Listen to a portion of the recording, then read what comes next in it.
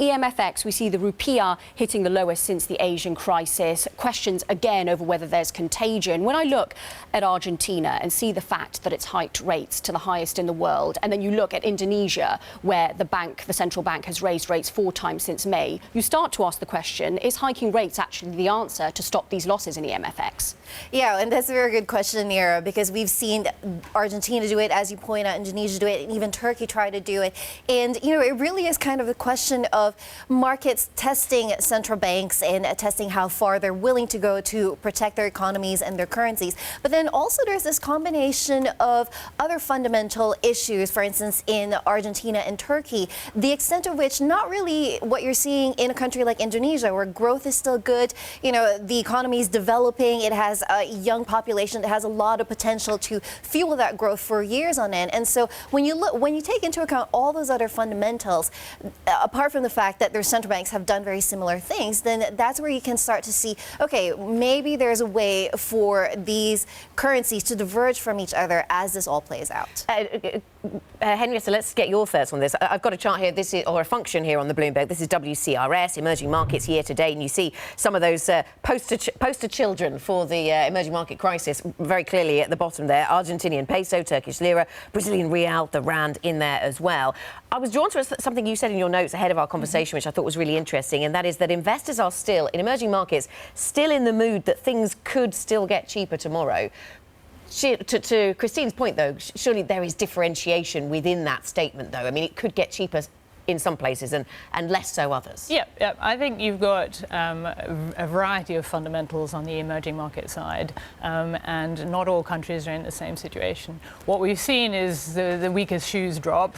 Argentina, closed economy, an economy that is in transition from a consumption economy to something, and you know, you're looking at deficits as well, and it's an economy that's not very integrated into the capital markets, so a weak link.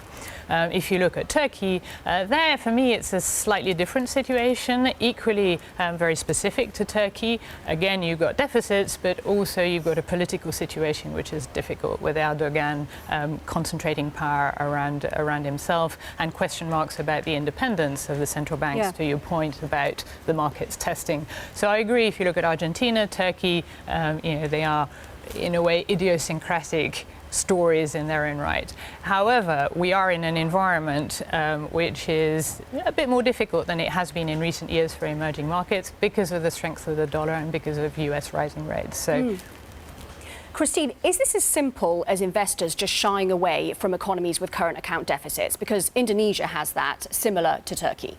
Yeah, it's certainly a big part of the issue because, you know, it's something that we saw in a few years ago during the taper tantrum era in 2013, where a lot of the countries that do have weak current account deficits were the ones in focus, but then they were rewarded, those ones that were made vast improvements on that front were rewarded eventually and managed to rebound. And so it's current account deficits, certainly one of the aspects that investors are looking at. But to Henrietta's point, there are also other factors that investors might want to be taking into account. For instance, the political situation in each country, the central bank situation in each of these countries, and, you know, kind of looking at that all together and making an assessment of who is best placed to weather the storm. Yeah, and any turnaround in the dollar's trajectory, of course, also. I mean, Henrietta, this seems key. Even if we got rid of all the idiosyncratic risks around every emerging market, if we've still got a Fed that is hiking, and if you know, the returns that can be made in the United States look the way they do versus the political instability in emerging markets,